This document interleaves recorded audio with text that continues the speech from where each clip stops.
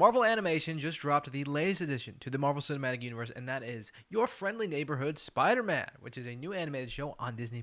They dropped the first 2 episodes, and this thing was pretty interesting to follow the production of it and how everything kind of changed to where now we get the final product. And, as a new Spider-Man show that they're kind of marketing as what they want to be the Spider-Man show, continuing forward, it's already been renewed for a 3rd season, which is really weird and, crazy. There's a lot riding on this thing. And I think it paid off in a big way, and I'm going to explain to you why in this video in my review. So, hello, my name is Eli Hollingsworth. Welcome back to my channel. I'm back, baby. I'm back! And we're going to get into this review, so strap in. And I do it even better with the tape. Your Friendly Neighborhood Spider-Man, now streaming only on Disney+. Your Friendly Neighborhood Spider-Man, originally titled Spider-Man Freshman Year, and then the title was changed. Now, this show, if you didn't know, was originally going to be a prequel to Tom Holland's Spider-Man that we see in the Sacred Timeline of the MCU. And I was really excited for it when they announced that because we didn't really get to see his origin. A lot of people were. And then a little ways along the way, they announced that they changed it and that it's going to be an alternate universe and not really connected to Tom Holland's Spider-Man. So that was interesting. It kind of diminished my excitement for this show, but it allowed them to do a lot of things that maybe they wouldn't have been able to do with Tom Holland's Spider-Man, like introduce Norman Osborn, or Doc Ock is going to be in the show, Daredevil is going to be in this thing, Kingpin is going to be in it. They said it gave them a lot more freedom to just make it an alternate universe, and it does tie into the story. I'm going to try to keep this first part relatively spoiler-free, then we're going to jump into kind of my full thoughts. But I really, really enjoyed it. If you haven't seen it, I would recommend that you check it out.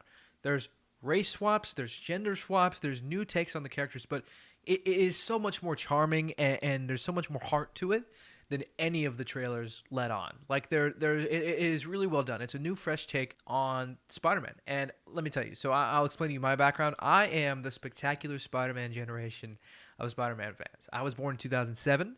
I'm 17 years old. And my brother and I grew up watching Spectacular Spider-Man all the time, man. We watched every episode. We love that show, and rightfully so, because I still believe it's the best Spider-Man show ever, and possibly the best iteration of the character outside of the comics ever. I love Spectacular Spider-Man. And we kind of grew up on Ultimate Spider-Man too.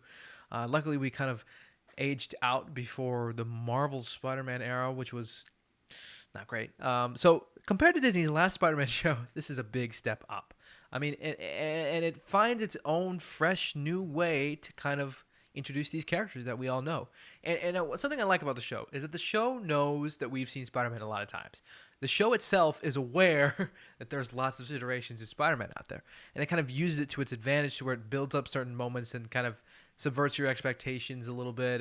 And the show itself is having a lot of fun with the fact that this is a new take on Spider-Man and they're doing things a little differently than we're used to.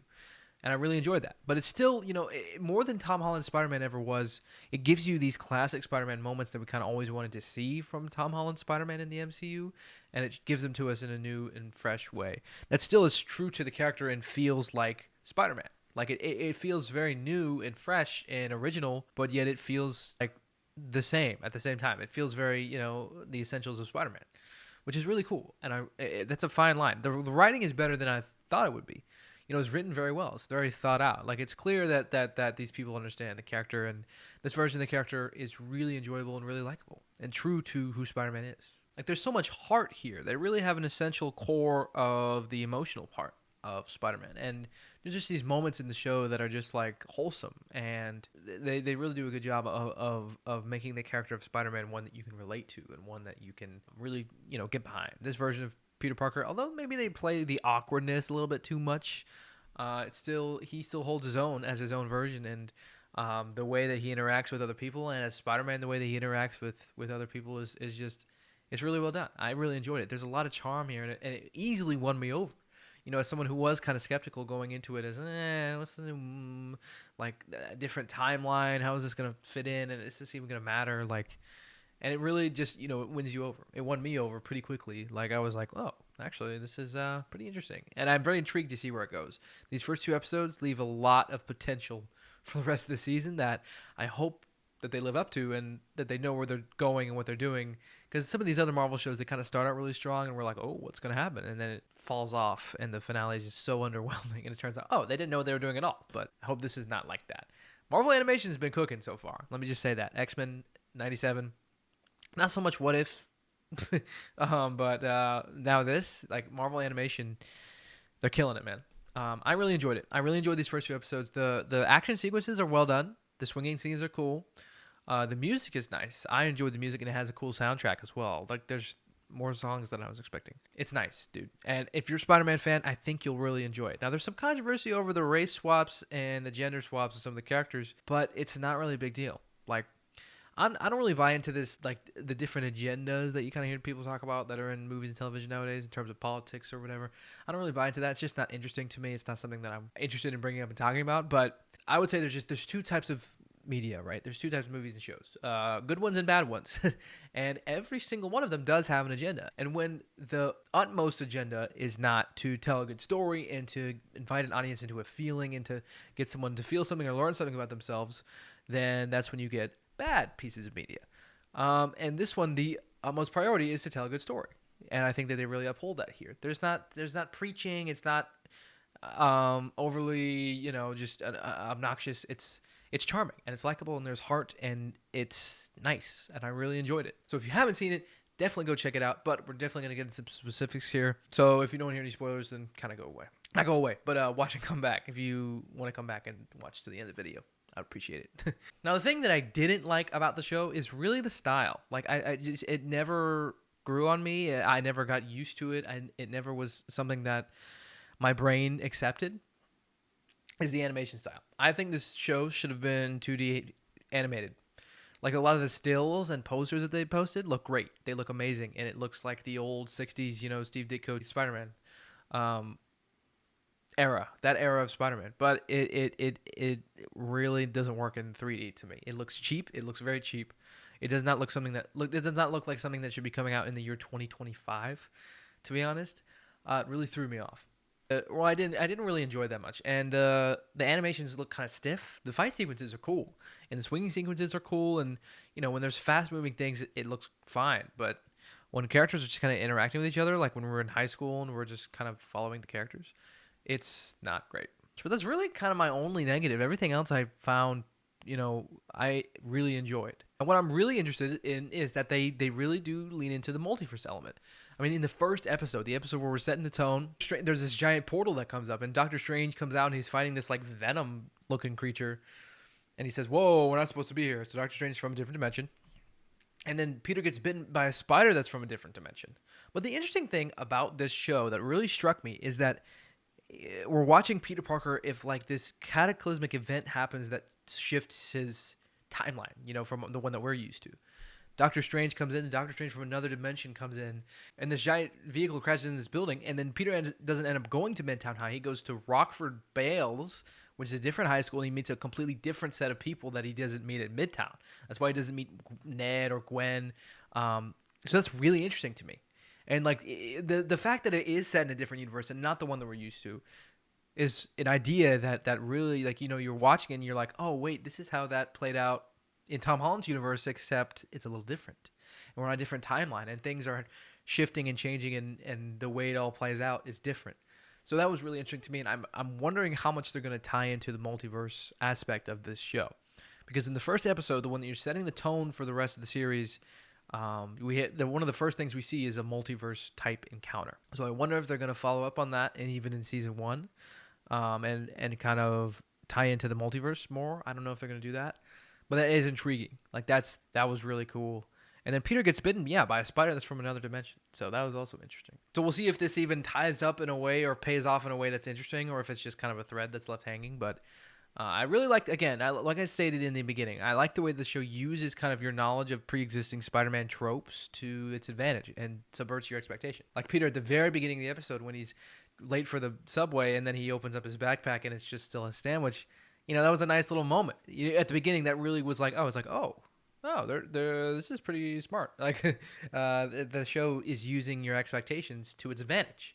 It has the upper hand. And I slowly learned that over the course of these 2 episodes that the show's kind of one step ahead of me. I was like, is this going to play out like this, or is this going to happen? And it continued. I was pleasantly surprised by the new angles and fresh takes that the show had on classic Spider-Man tropes, while still feeling very true to the nature of Spider-Man. I love the relationship that Peter has with Lonnie Lincoln. That was a great subversion of expectations, because Peter has this crush, Pearl, who, I don't know, I thought was a little weird, like, that Peter's new love interest is, like, his babysitter.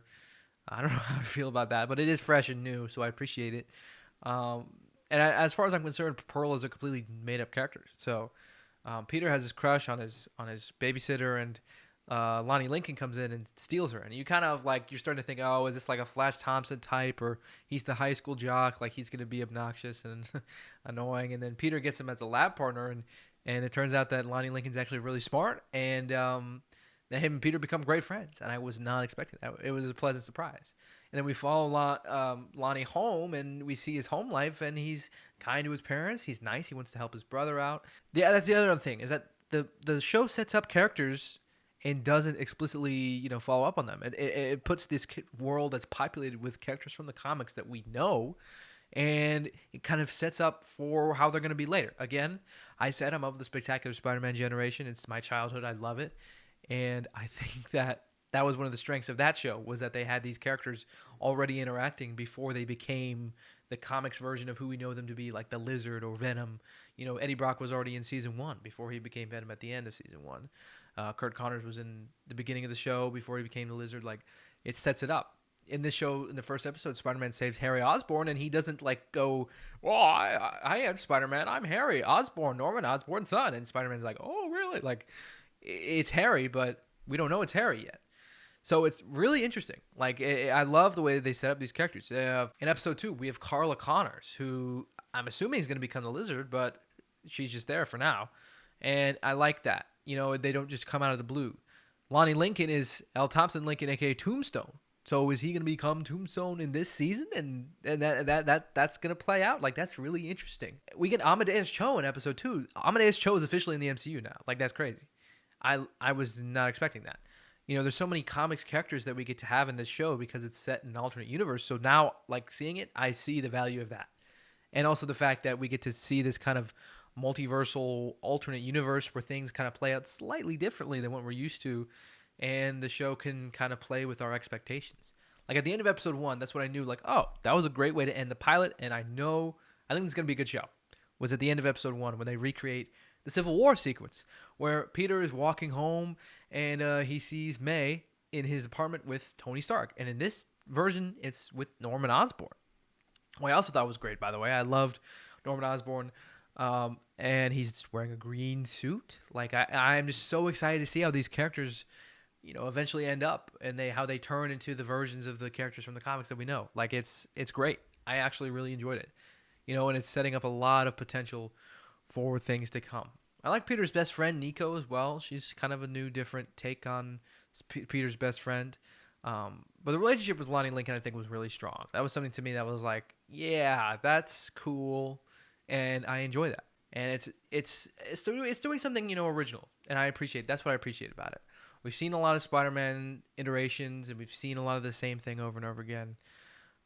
But what I appreciate about it is that it's doing something fresh and new and original, and something that you're not expecting, but it still is keeping very much true to the essentials and the essence of Spider-Man, in a way that feels very real. And I'm just excited. Like, this is how the MCU Spider-Man should have been written. I think some other people have said that, and I'm saying it too. Like, I really wish that this is how Tom Holland's Spider-Man was from the beginning. It's new and fresh, and it's unique, but it still keeps those essential roots and gives you those classic Spider-Man like imagery and scenarios and stuff that you wish that we could have seen with Tom Holland as he's just kind of working out his powers and the way he stops the robbers. The trailers really, I think, did not do the show much justice. Like, I thought it was going to be really cheesy and just not great, but the show itself has a lot more to offer than I thought it would. So, yes, definitely, if you haven't seen it, go ahead and check it out. Friendly Neighborhood Spider-Man on Disney+. I enjoyed it, but don't take my word for it. Go see it for yourself and come to your own conclusions. And if you have already seen it, let me know what you thought down below in the comments. I'd love to hear from you.